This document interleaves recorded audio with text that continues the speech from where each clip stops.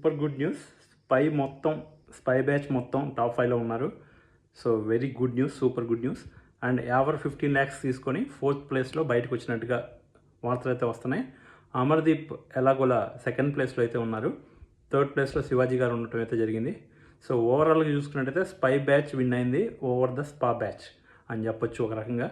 And Prashanth win అవటం ఎంత హ్యాపీగా ఉందో, యావర్ 15 లక్షలు తీసుకోవడం కూడా యావర్ లాంటి పర్సన్కి ఈ టైంలో ఆ 15 లక్షలు అనేవి బాగా ఉపయోగపడాలని కోరుకుంటున్నాను. At the same time Prashanth goal ఏదైతే ఉందో రైతులకి హెల్ప్ చేయాలని, ఆ గోల్ నెరవేరుతుందని రేపు మనందరం చూస్తామని నేనైతే గట్టిగా నమ్ముతున్నాను.